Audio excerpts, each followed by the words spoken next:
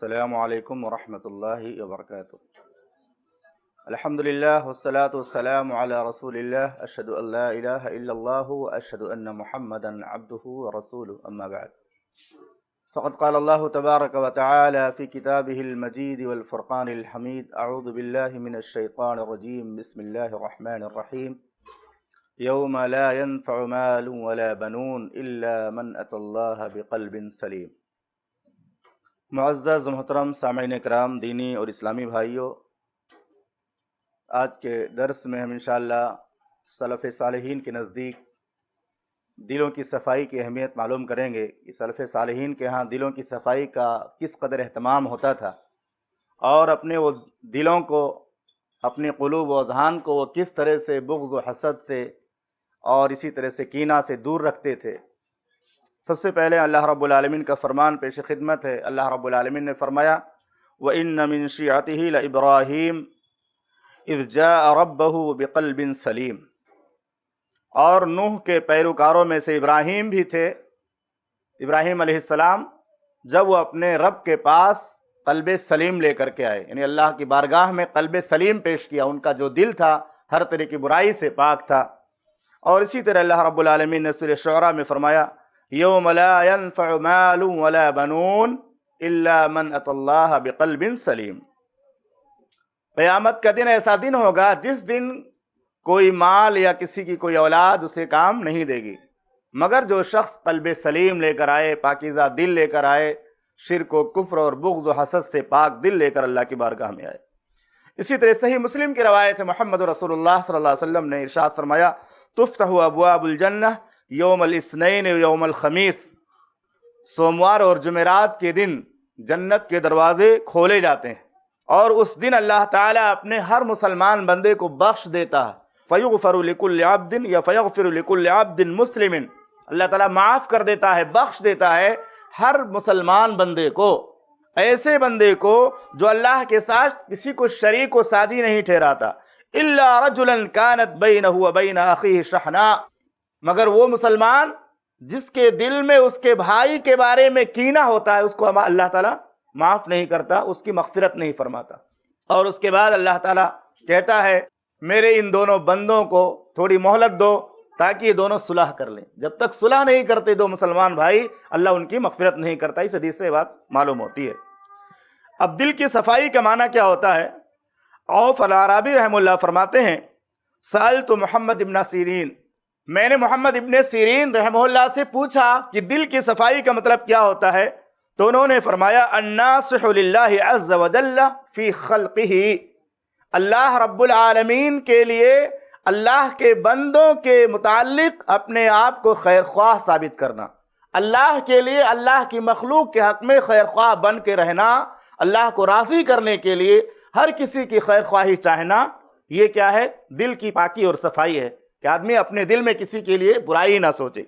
اور اسی طرح امام قرطبی رحم اللہ فرماتے ہیں دل کی صفائی کی تعریف کرتے ہوئے اے الخالص من الاوصاف الذمیمہ، ایسا دل جو ہر طرح کی بری صفات سے پاک ہو، والمتصف بالاوصاف الجمیلہ، اور ہر طرح کی اچھی صفت سے بھرا ہو، اچھی صفت سے متصف ہو اور ہر طرح کی برے صفات سے وہ پاک ہو۔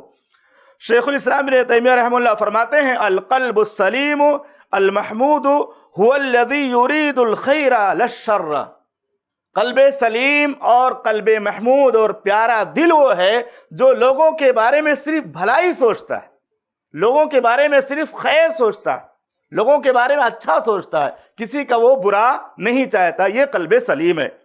اسی طرح سے علامہ ابن قیم رحمہ اللہ فرماتے ہیں القلب السلیم هو الذي سلم من الشرك والغل والحقد والحسد والشح والكبر وحب الدنيا والرياسة، قلب سلیم ایسا دل ہے جو شرک سے پاک ہو، خیانت سے پاک ہو، بغض اور حسد سے پاک ہو، نفس کی لالچ سے پاک ہو، دنیا کی محبت سے پاک ہو، اور دنیا کی حکومت اور ریاست کی لالچ سے پاک ہو۔ یہ ساری چیزیں اس کے دل کے اندر نہ پائی جائیں تو وہ دل قلب سلیم ہے، یعنی دنیا کی ہر طرح کی لالچ اور بغض اور حسد سے پاک ہو۔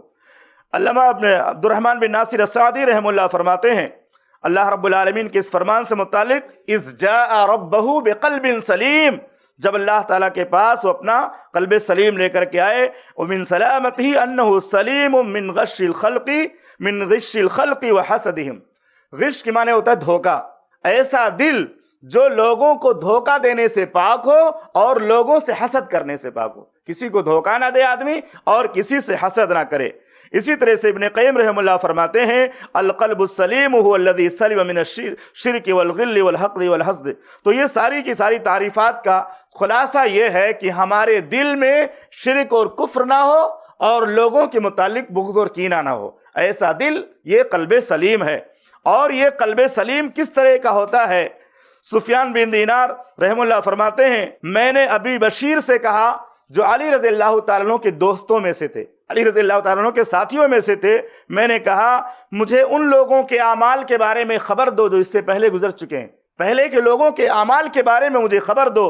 تو انہوں نے کہا کانوا یعملون یسیرا ویؤجرون کثیرا، وہ اعمال کم کرتے تھے لیکن ثواب ان کو زیادہ ملتا تھا۔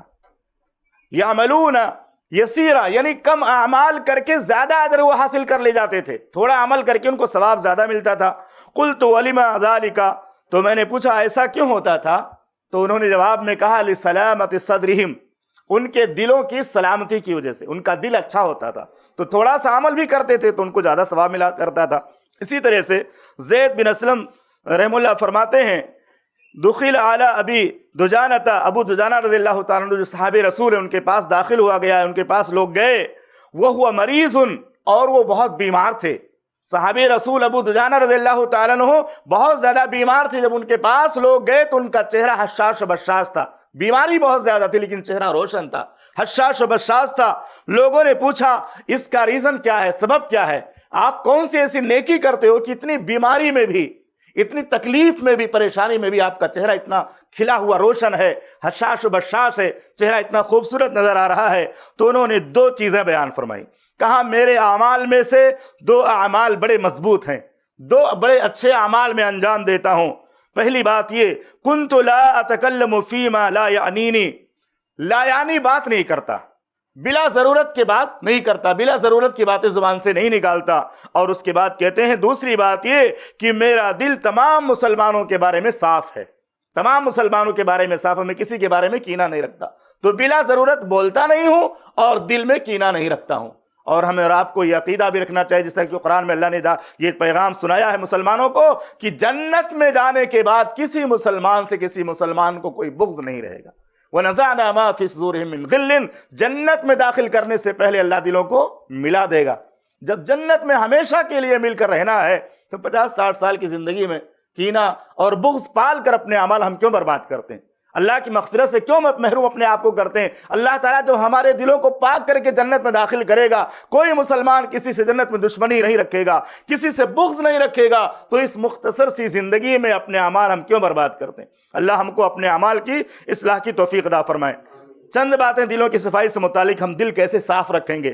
پہلی بات یہ، ہمیں یقین ہونا چاہیے کہ یہ شیطان کے نزدیک شرک کے بعد سب سے پسندیدہ بات ہے کہ ہم آپس میں لڑیں اور جھگڑیں، ہمارے دلوں میں کینہ اور بغض ہو، یہ شیطان بہت زیادہ پسند کرتا ہے۔ صحیح مسلم کی روایت ہے، اللہ کے نبی صلی اللہ علیہ وسلم نے فرمایا شیطان مایوس ہو گیا کہ جزیرے عرب میں جو ہے کوئی اللہ کے علاوہ کسی اور کی عبادت کرے گا، جزیرے عرب یہ شرک سے پاک ہو گیا، اللہ نے اس کی پورے ماحول کو، پورے علاقے کو توحید سے بھر دیا ہے، تو جزیرۃ العرب میں کوئی بھی اللہ کے علاوہ کسی اور کی عبادت کرے، شیطان اس سے مایوس ہو گیا، لیکن اس سے مایوس نہیں ہوا ہے کہ ان کے دلوں میں بغض پیدا کرے گا، ان کے دلوں میں نفرت پیدا کرے گا۔ دوسری بات یہ کہ آپ اگر اپنے دل کو صاف کرنا چاہتے ہیں نا، اللہ کے لیے اپنے دل کو خالص کر لیجئے، اللہ کو راضی کرنا اپنی زندگی کا مقصد بنا لیجئے کہ اللہ ہم سے راضی ہو جائے۔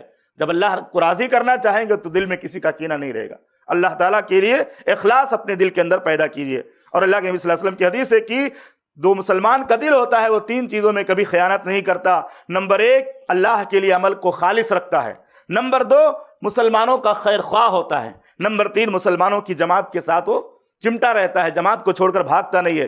اور تیسری چیز یہ کہ اگر ہم یہ چاہتے ہیں کہ ہمارا دل صاف رہے، ہمارا دل پاکیزہ ہو، لوگوں کے بغض سے پاک ہو.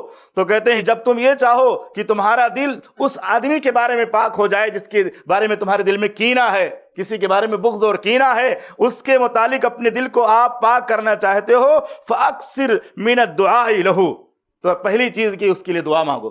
اگر آپ کے اور کسی بندے کے درمیان، بھائی کے درمیان بغض اور کینہ پیدا ہو گیا، آپ کے دل میں نفرت ہے، تو اللہ کی بارگاہ میں اس کے لیے دعا مانگو. اللہ اس کو معاف کر دے، اللہ اس کی پریشانیوں کو دور کر دے، اللہ اس کی زندگی کو سنوار دے. اس کے لیے اللہ کی بارگاہ میں دعا مانگو اور اس کی خوبیوں کو لوگوں میں بیان کرو. ان کی خوبیاں، اس بندے کی اچھائیاں جس سے آپ کو کینہ اور بغض ہے، آپ کے دل میں نفرت ہے، اس کی بھلائی اور اس کی اچھائی، اس کی خوبیاں لوگوں کے سامنے بیان کرو. اگر ایسا کرو گے تو آپ کا نفس قابو میں آ جائے گا. اللہ سے دعا کرو گے اور اس کی اچھائیاں لوگوں کے سامنے بیان کرو گے تو آپ کا نفس قابو میں آ جائے گا. اور اسی طرح سے چوتھی بات یہ کہ اگر آپ چاہتے ہو کہ آپ کا دل پاکیزہ ہو تو آپ معافی کے اجر و ثواب کو یاد کرو کہ اللہ معافی کا کتنا ثواب ادا کرتا ہے بندوں کو. اللہ تعالیٰ بندوں کو جو معاف کرتا ہے یا معاف کرنے والے بندوں کو جو پسند کرتا ہے، معاف کرنے والوں کو جو اجر دیتا ہے، اس پر غور کرو کہ اللہ معافی کو پسند کرتا ہے. آپ کا بھائی آپ سے بغض رکھتا ہے لیکن آپ مت رکھو. آپ کا بھائی آپ کے ساتھ برا سلوک کرتا ہے، آپ اچھا سلوک کرو. تو معافی کے اجر و ثواب کو یاد رکھو گے تو آپ کے دل کے اندر جو ہے جو بغض ہے وہ ختم ہو جائے گا. اور پانچویں بات ہے کہ جھگڑا اور اسی طرح سے لڑائی کو ختم کر دو. چھٹی بات یہ کہ بدگمانی چھوڑ دو، بھائی کے بارے میں برا گمان کرنا چھوڑ دو. ساتویں بات یہ کہ سلام کو عام کرو، جو آپ سے بھاگے آپ اس کو سلام کرو، جو نفرت کرے اس سے سلام کرو. آٹھویں چیز یہ کہ تحفہ دو، ہدیہ دینے سے بھی دل پاک ہو جاتا ہے. اللہ کے نبی صلی اللہ علیہ وسلم نے فرمایا تحادوا تحابوا، آپس میں ایک دوسرے کو ہدیہ دیا کرو، تمہارے دل میں محبت پیدا ہو جائے گی. نویں چیز یہ کہ قرآن مجید کو سمجھ کے پڑھو، قرآن مجید کو غور و فکر کے ساتھ سمجھ کر کے پڑھو. اللہ کا فرمان ہے یا ایھا الناس قد جاءتکم موعظۃ من ربکم وشفاء لما فی الصدور، تمہارے پاس تمہارے رب کی طرف سے نصیحت آ گئی اور ایسی چیز جس میں دلوں کے لیے شفا ہے. قرآن سمجھ کر پڑھو گے تو دل پاک ہو جائے گا. اور 10ویں چیز یہ کہ اللہ سے دعا مانگو اور اللہ کی طرف رجوع کرو، اللہ سے درخواست کرو، عاجزی کے ساتھ گزارش کرو، اللہ سے یہ گریہ وزاری کرو کہ اللہ ہمارے دل کو پاک کر دے، اللہ ہمارے دل کو پاک کر دے اور ہمارے دل کے اندر جو بغض اور کینہ ہے اس کو ختم کر دے. اللہ سے دعا ہے کہ رب العالمین ہمارے دلوں کو باہم ملا دے، ہم کو الفت اور محبت کی زندگی گزارنے کی توفیق عطا فرما اور ایمان کے ساتھ موت نصیب فرما. آمین. وصلی اللہ علی النبی الکریم. السلام علیکم ورحمۃ اللہ وبرکاتہ. ایسے ہی فائدہ مند اسلامک ویڈیوز دیکھنے اور منہج سلف پر کتاب و سنت کی تعلیمات کو عام کرنے میں ہمارا تعاون کریں تاکہ آپ کے لیے ذریعہ نجات، جنت کے حصول کا سبب، ساتھ ہی مال میں برکت و اضافے کا ذریعہ بھی بنے. آمین. جزاک اللہ خیرن.